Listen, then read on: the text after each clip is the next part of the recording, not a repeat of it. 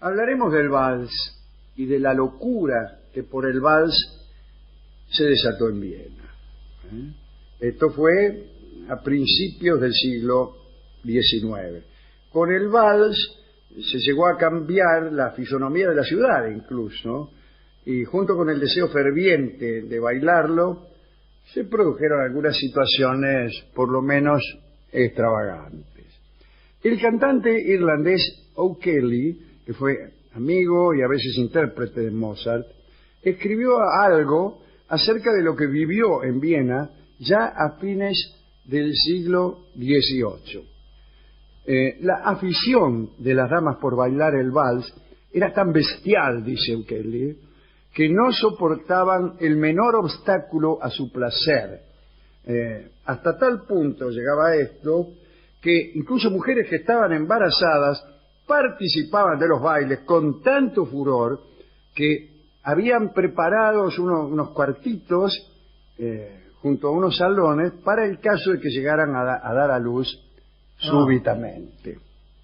Los detractores del vals decían que se habían adoptado el baile nuevo con tanto entusiasmo que nadie notaba hasta qué punto era nocivo para la salud.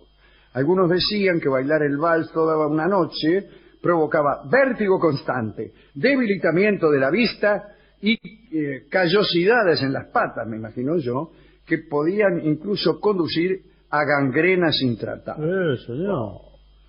Para que la sociedad se apartara de esos peligros, se insistía en los riesgos mortales del vals, sobre todo teniendo en cuenta cómo se lo bailaba por entonces. Mire, los salones eran de una longitud prodigiosa y las parejas lo recorrían a toda la velocidad posible. Daban la vuelta girando, ¿no? 7, 8 veces, a toda carrera, 7, 8 veces por pieza, ¿no? Y cada pareja trataba de adelantarse a las demás. No era raro, afirma el cronista, que un accidente pusiera fin a aquellas carreras insensatas. Claro, como una Supongo que habría gente que se moría. No, morirse no sé, pero cierta cosa centrífuga había. Sí, el vals eclipsó a otras danzas que se bailaban en el imperio de los Austrias. Allí estaban las sardas húngaras, las mazurcas polacas, los landler tiroleses, las gabotas, el minuet. En la época del Congreso de Viena, recuérdese, fue el congreso que siguió a la caída de Napoleón, el minuet, tan célebre en el siglo anterior como danza de salón, estaba prácticamente olvidado. Cuentan que el zar de Rusia, Alejandro, quiso ver bailar un minuet solo por curiosidad, y entre todos los miembros del Congreso solo se encontró a uno que era capaz de ejecutar las figuras. Se trataba del conde de la Garde-Championat, que maravilló a todos los espectadores, ¿no? Eso es al menos lo que cuenta el propio de la Garde-Championat. Anotó en sus memorias que tuvo un triunfo social espectacular, mostrándose como bailarín de minuet. El asunto fue que el vals cobró dimensiones de verdadero fenómeno social. Algunos se preguntaban si sería un narcótico o un excitante. Otros estaban fascinados por las nuevas posibilidades galantes que ofrecía la danza, ¿no? Porque uno podía apretar el cuerpo de la pareja en contraste con las danzas más antiguas en que se guardaban distancias perfectamente reguladas. Los filólogos encuentran la etimología de vals en el latín volvere. Es igual, ¿no? Sí. El hecho de girar, de volver sobre sí, es el carácter esencial. En 1780, por primera vez se aplicó la palabra vals a una danza que apareció en el escenario en una ópera de Martín y Soler, Cosa Rara se llamaba, esto durante el reinado de José II. Y el calificativo vienés, val vienés, se agregó a partir del momento en que se hizo famoso Johann Strauss. El vals, decíamos que había modificado la fisonomía de Viena porque hubo que satisfacer el desmesurado afán de danzar, la muchedumbre de bailarines y el espacio que insumía aquel baile llevaron a la construcción de enormes salas rodeadas de anexos para reposar, para recuperar la fuerza. En los salones vieneses destinados al vals, con sus jardines y anexos, solían reunirse, anote bien, 50.000 personas. Eran construcciones magníficamente decoradas, y un pionero de los salones de danza fue Sigmund Wolfson, que era el que levantó el Salón Apolo. Wolfson era médico, se había hecho rico con la fabricación de brazos artificiales. Vendía brazos artificiales. Como había mucha guerra en aquel tiempo, imagínese.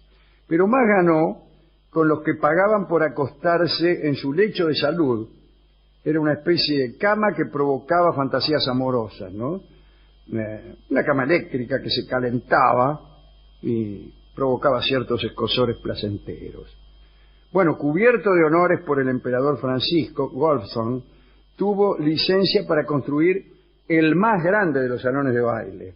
Había estatuas de las diosas griegas, de las musas, genios, bosques artificiales, grutas para los enamorados, cascadas. En la noche de inauguración, la fila de carrozas para llegar hasta el ingreso era de 7 kilómetros. Y por ahí pasaron más tarde todos los asistentes del ya mencionado Congreso de 1815. Pero Wolfson terminó mal. Ganó mucho dinero, pero su amor al lujo se la gastaba en pavadas. Y en 1819, en las paredes del salón, pudieron verse unos carteles que decían: se remata la sala llamada Apolo con todo su contenido para pagar las deudas de su propietario. Pudo pagar las deudas, pero vivió en la miseria, incluso mendigando, hasta los 85 años. Existieron muchos lugares fastuosos, con decoraciones moriscas, hindúes, góticas, en donde además del vals se agregaban distintas atracciones. En el Tivolí, para los que descansaban del baile, había peleas de gallos y de pavos. Qué bueno, ¿eh? Ir a bailar y en el intervalo una pelea de pavos. Bueno, el Salón Montsheim, aunque multitudinario, no gozaba de buena reputación. Le digo, Barton, por si usted quiere ir, ¿no? Sí. Dice el cronista que lo frecuentaban muchachas ligeras de cascos que conducían al compañero de baile ocasional rápidamente a los lugares más apartados. Bueno, la policía las perseguía, todo eso. Es fácil huir girando con el vals. Claro, usted es va el que está bailando y puede alcanzar los 80 kilómetros por hora. Un señor Moravec construyó un salón llamado Sofía, y el techo se abría y dejaba caer lluvia de rosas sobre los asistentes. Qué lindo, ¿no? Digamos, para terminar, que la asistencia de estos bailongos comenzó a flaquear cuando los salones más enormes comenzaron a ser anfitriones de otros asuntos, como sucede aquí con los cines, ¿no? Para amortizar los gastos, empezaron a alquilarlos para reuniones políticas, y bueno, y ahí eso se empezó. Vio cómo es esto, ¿no? Un ejemplo de lo que sucedió con muchos tuvo lugar en el Salón Odeón. Allí habló una vez un sacerdote silesio excomulgado, Johannes Ronge. Johannes Ronge, porque es alemán. Atacó violentamente al Papa. Al día siguiente, cuando iba a tocar la orquesta de Johann Strauss, el salón fue incendiado por católicos fanáticos. Los bailarines tuvieron miedo y poco a poco el furor del vals se reservó a los salones de palacio y a sus habitantes. Incendiar edificios por razones ideológicas es uno de los desatinos más graciosos, ¿no? Que es capaz el género humano. Sí, y muy frecuente. Pero muy frecuente. El Palacio mismo de las Tullerías, por cuyos jardines alguna vez caminamos juntos, fue incendiado por los enemigos del poder.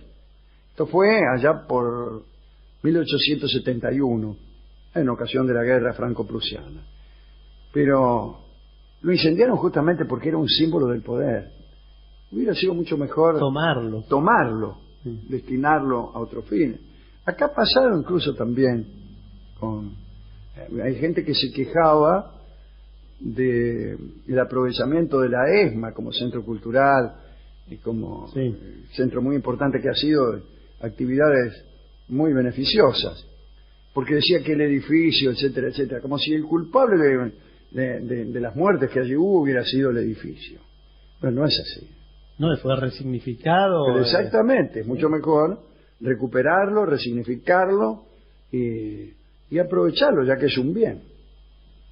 Bueno, el caso es que uno ya no puede ir a bailar valses tranquilamente a Viena.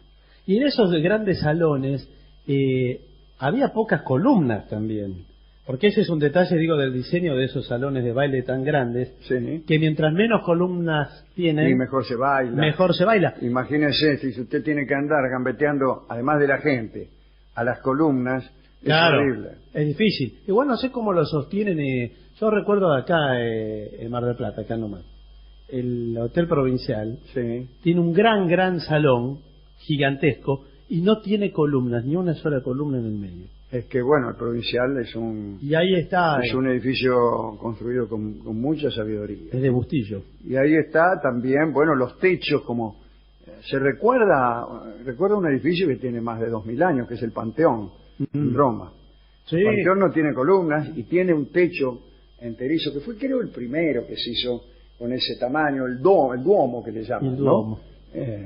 Y que todos se preguntaban cómo lo habían hecho. Bueno, para todos aquellos que quieran ir a bailar valses al Duomo, las entradas están en la boletería.